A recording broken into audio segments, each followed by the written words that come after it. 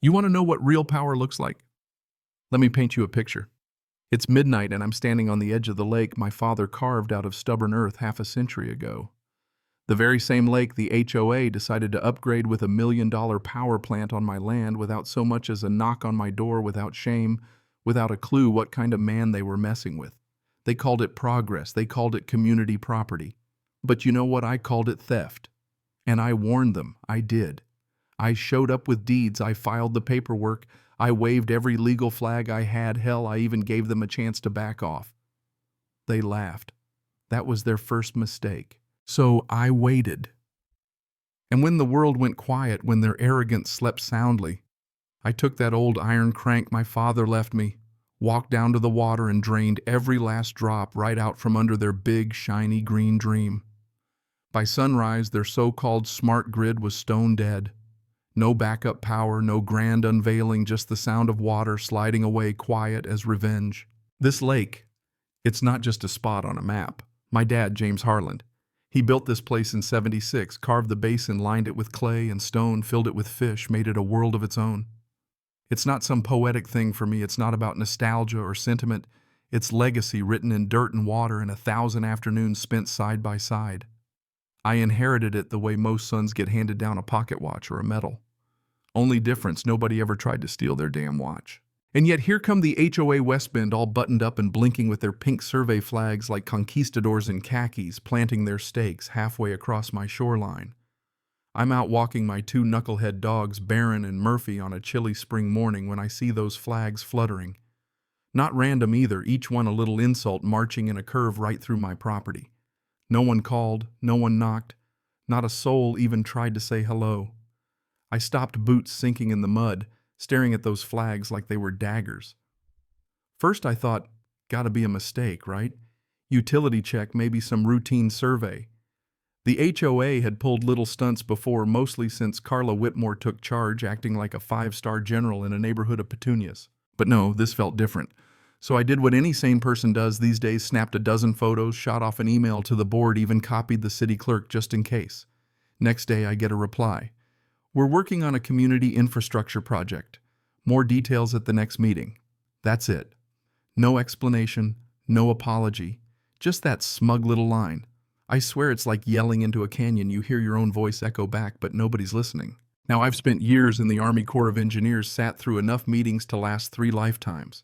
I'd sworn never to waste another hour on bureaucratic theater. But this was personal. I showed up at the high school gym. Place was packed, bored up on stage under hospital bright lights, looking more like trial judges than neighbors. Carla, in her navy blazer, silver pin shining like a badge, called on everybody but me, then finally nodded my way. "What's with the flags on my shoreline?" I ask, keeping my voice flat.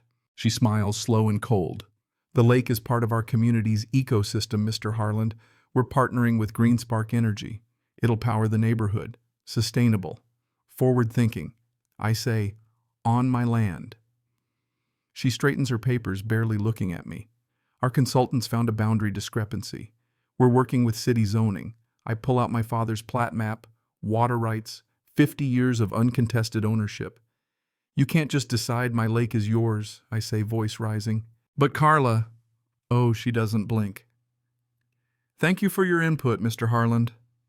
Moving on. Just like that, I'm dismissed. On my way out, I pass some hard hat whispering to a board member. "We can start staging equipment next week if the ground stays dry." I barely slept that night. Anger isn't even the right word. It was something deeper, an old rage with nowhere to go. The trucks came at dawn. Stacks of pipes, concrete forms, all stamped with the GreenSpark logo. Yellow signs popping up, future site of West Bend Community Energy Initiative. Every time I looked out my window, I saw those words mocking me. Nobody asked for an easement. Nobody so much as left a note. I walked down to the flagged line, coffee in hand, my dogs pulling at their leashes, the air thick with sawdust and diesel.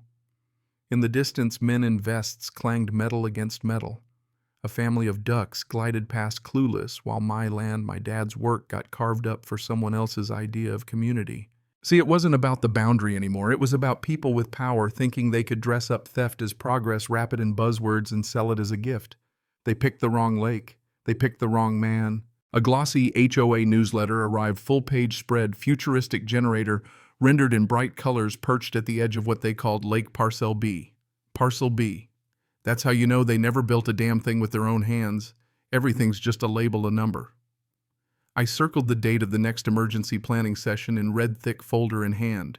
Deeds, maps, notarized letters, photos of my father knee-deep in mud. HOA conference room sterile as a morgue filled with strangers in green spark polos. A lawyer in the corner, earpiece and fingers flying across his keyboard. Carla greets me, doesn't meet my eyes. I lay out my documents, calm but firm. These prove you're trespassing. This project is illegal. Their lawyer shrugs. The board retains authority for communal utilities. On land you don't own, I say, barely holding my temper. Carla's voice gets soft, fake patient. There's ambiguity in your deed, Mr. Harland. You can't have ambiguity for something you never owned, I shoot back. The board has voted, she says. The project proceeds. Fine. I warn them, start construction. I'll see you in court. She threatens financial ruin if I drag it out. Are you threatening me for defending my property, I ask. We're simply requesting cooperation, she replies, and that was that smirk nod on to the next. As I walk out, my hands shaking, I know the decision was made long before I ever walked in. Next week, heavy machinery rolls in. Floating work barge volunteers handing out tote bags that say West Bend Energy Future, as if a free bag erases a crime. I call an old Army buddy, now a land use attorney. He grimaces at my evidence, fires off a cease and desist. The HOA fires back a counter letter dense with legal smoke, daring me to escalate. But here's the thing, they never bothered to ask how this lake actually works. Because buried under the deepest part of the basin, hidden for decades, is a reinforced emergency drain. My father called it his failsafe. Installed in '83, runs all the way out past the HOA's jurisdiction, spits the water into a federally protected wetland. I helped him build it when I was 17, grumbled about the extra work, never thought I'd need it. Turns out Dad was playing chess while everyone else played checkers. So while they paraded their plans, poured concrete, set up floodlights so bright I could read by them at midnight, I watched. I recorded. I waited. Carla strutted across the platform in her vest and blazer, laughing with the green spark suits. When I called the sheriff, he told me it was a civil dispute. Not much we can do, he said. Even the deputy who came out to see tire tracks across my lawn. The message was clear. Watch your back, Mr. Harland. The HOA plays hardball. Funny thing about bullies, when the system lets them push, they just keep pushing. But they never expect anyone to push back. I tried everything, the city zoning, the EPA. All of them shrugged, told me to get a court order. Meanwhile, my lake, my memories got plastered with blue metal plaques. Community infrastructure zone. My own dock where my dad taught me to tie a bowline, where we scattered his ashes, now property of the HOA. I left Carla another voicemail. Take those signs down or I will. Instead, they mailed me a violation, threatened fines for obstruction. Neighbors started looking at me like I was crazy, emails going out about safety during construction. Meanwhile, the last turbine parts rolled in the new plant poised to go live. I sat down with a second attorney, a real fighter. He said, they've boxed you in. By the time a judge sees your case, they'll argue the community depends on the power. Months, maybe years. By then I'd lose slowly. Or maybe not. That night I walked the shoreline, stopped at the old hatch hidden in the reeds. Ran my hand over the metal, still solid seals unbroken. This wasn't sabotage. This was self-defense. I filed one last emergency complaint with the EPA, no dice. Carla had won another round. But every dam has a limit. By Sunday it was clear the only law left was gravity. I left a final notarized letter at the HOA office, midnight, all equipment off my land, or I wouldn't be responsible for what happened next. They ignored it. I spent the day in the boathouse, oil and canvas and sawdust thick in the air. My dad's old tools still hanging on the wall, the shape of his boots pressed into the floorboards. Night came. I prepped the emergency drain, double-checked, every gauge laid out. My documents, started my phone recording. At 11:59 p.m., I slid the crank into place, braced my boot, and turned. Slow, steady, every muscle remembering my father's lessons. Water began to move, silent, unstoppable, patient as time. By 12:20, the shoreline had slipped back, mud shining in the moonlight.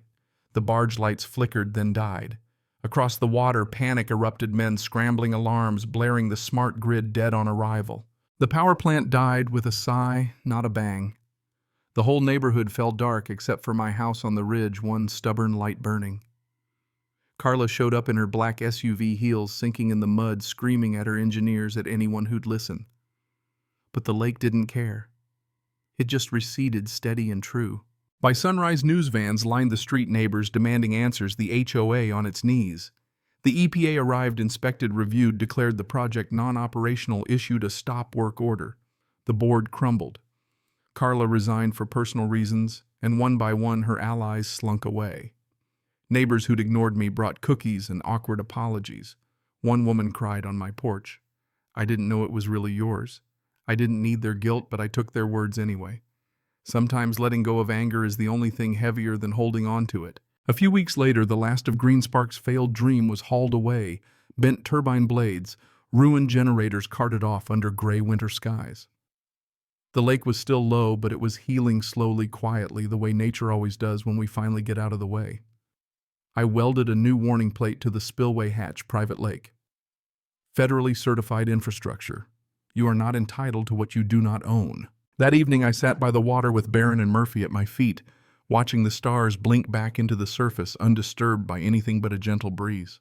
And I realized my father didn't just build a lake, he built a lesson in resilience. True ownership isn't just paperwork, it's stewardship. It's fighting for what matters even if you have to stand alone.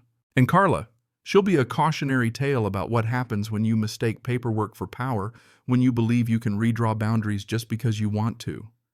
Power doesn't live in titles or votes. It lives in roots, in the patience to wait out the storm. So was it justice? I don't know. Sometimes justice doesn't roar. Sometimes it just settles, inevitable as water reclaiming its own. The lake is whole again. My father's lake. My lake. Ours. But let me ask you, where's the line between standing your ground and burning bridges? At what point does community good become just another excuse for taking what isn't yours? Have you ever faced down power and felt that quiet satisfaction when karma finally arrives? Go on. Tell me, whose side are you on, and what would you have done if it were your name on that deed?